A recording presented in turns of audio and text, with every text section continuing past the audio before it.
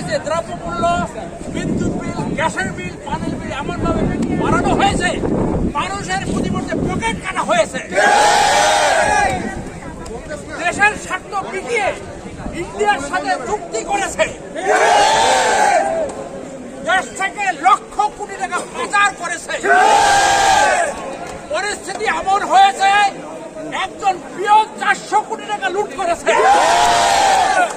তাকে পর্যন্ত বিচারের সম্মুখীন করেনি। সুপ্রিম কোর্ট অন্যায়ের বিচার করছে না, দুর্নীতির বিচার তদন্ত করছে না। বাংলাদেশের মানুষ, আজকের সূর্য সন্তান ছাত্ররা এই দেশ দেখতে চায়নি।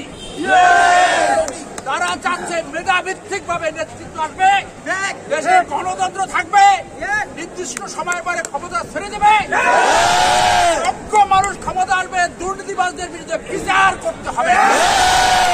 আজকে যেভাবে পাখির মতো মানুষকে হত্যা করেছে, শিশু থেকে শুরু করে আবাল বৃদ্ধ বনিতা, প্রত্যেকটা মা ভাই বোন প্রত্যেকে আঘাত করেছে।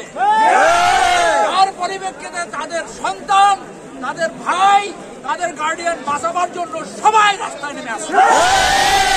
এ থেকে পরিত্রাণের একমাত্র উপায়, আপনি ক্ষমতা ছেড়ে দেন এবং দেশে একটি অন্তর্বর্তীকালীন সরকার নির্মিত হবে এবং তারা দেশে গণতন্ত্র এবং সুশাসন ফেরত আনবে। এই জন্য আমরা